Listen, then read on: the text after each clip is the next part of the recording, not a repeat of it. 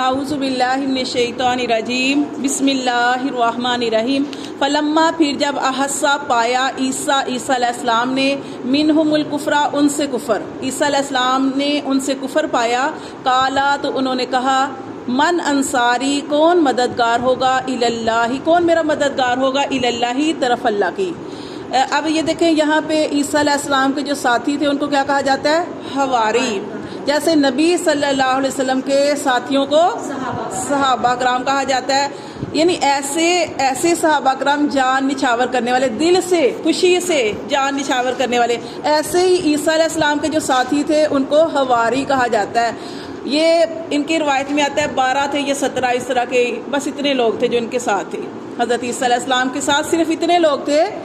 12 لوگ کا زیادہ آتا ہے۔ تو انہوں نے کہا تھا کہ جب انہوں نے کفر محسوس کیا تو انہوں نے کہا کہ کون میرا مددگار ہوگا طرف اللہ کی۔ قال الحواریون، کہا حواریوں نے، نحنو ہم انصار اللہ، ہم اللہ کے مددگار ہیں، آمنا باللہ ہم اللہ پر ایمان لائے، واشہد اور آپ بھی گواہ رہیں بأننا مسلمون کہ بے شک ہم مسلمان ہیں۔ پھر انہوں نے حواریوں نے آگے کہا ربنا اے رب ہمارے، آمنا ہم ایمان لائے، بما انزلتا اس پر جو تو نے نازل کیا ہماری طرف، واتبعنا اور ہم نے پیروی کی، رسول کی، کون سا رسول؟ یہی عیسیٰ علیہ السلام کی۔ فاکتبنا پس آپ ہمیں لکھ لیں، باہر دیکھیں کون آیا، فاکتبنا پس ہمیں لکھ لیں مع شاہدین ساتھ گواہوں کے، ومکروا اور انہوں نے مکر کیا، ومکر اللہ اور اللہ تعالیٰ نے خفیہ تدبیر کی، ٹھیک ہے، مکر کیا اور انہوں نے خفیہ تدبیر کی۔ یہ آپ کو بتاتی ہوں، واللہ اور اللہ خیر الماکرین بہترین تدبیر کرنے والا ہے۔ دیکھیں لفظ ایک ہی ہے مکر، لیکن کافروں کے لیے آئے گا تو مکر آئے گا، لیکن اللہ کے لیے بولیں گے تو خفیہ تدبیر۔ اب کیا تھا، جیسے اوپر ہم نے پڑھا فلما احسا عیسیٰ منہم الکفر، کہ جب عیسیٰ علیہ السلام دیکھیں انہوں نے ان سے کفر پایا، یعنی کفر کو محسوس کیا کہ یہ تو ٹھیک ہونے والے نہیں، یہ تو میری بات ماننے والے نہیں۔ جیسے پیچھے بھی ہم نے پڑھا کہ عیسیٰ علیہ السلام یہ دعوت دے رہے ہیں ان اللہ ربی و ربکم فاعبدوا، کہ میرا تمہارا رب اللہ ہے، اس کی عبادت کرو، اور وہی سیدھا راستہ ہے۔ لیکن اس کے باوجود یہ جو تھے یہ دعوت دیتے تھے، سمجھاتے تھے، لیکن یہ کافر لوگ جو تھے، یہودی لوگ جو تھے، انہوں نے کیا کیا، اس وقت جو بادشاہ تھا نا وہ کافر بادشاہ تھا اور بڑا ظالم بادشاہ تھا، تو یہودیوں نے عیسیٰ علیہ السلام جو تھے ان کے خلاف، یہ جو بادشاہ تھا نا وہ کافر بادشاہ، اس کے کان بھرے کہ یہ عیسیٰ علیہ السلام تو دین کو بدل رہے ہیں، یہ کر رہے ہیں، وہ کر رہے ہیں۔ اب جو بادشاہ تھا اس نے کیا کیا، اس نے یہ حکم دیا کہ عیسیٰ علیہ السلام جو ہیں ان کو گرفتار کیا جائے۔ اب یہ اس نے اپنا لشکر بھیجا اور جہاں پہ عیسیٰ علیہ السلام تھے چاروں طرف سے اس گھر کو گھیر لیا گیا۔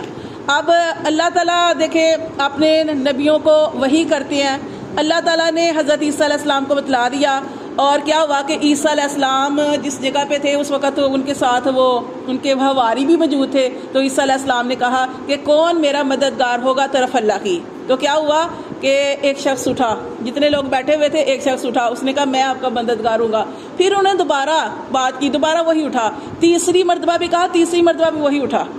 پھر کیا تھا، کیسا مددگار کہ اللہ تعالیٰ نے عیسیٰ علیہ السلام کو، جیسے یہ مکر کی بات ہوئی کہ انہوں نے مکر کیا کہ عیسیٰ علیہ السلام جو تھے اس گھر کے اندر موجود تھے اور انہوں نے چاروں طرف سے کو گھیر لیا، اور اللہ نے خفیہ تدبیر کی۔ اللہ نے کیا خفیہ تدبیر کی کہ اللہ نے عیسیٰ علیہ السلام کو کہا کہ آپ اس میں سے جو آدمی کھڑا ہوا ہے اس کو اس بات پہ تیار کریں کہ میری شباہت آپ کو دے دی جائے گی، شکل و صورت، اور آپ کو یہ لوگ پکڑ لیں گے، اور ان کو حضرت عیسیٰ علیہ السلام کو اللہ تعالیٰ نے اوپر اٹھا لیا۔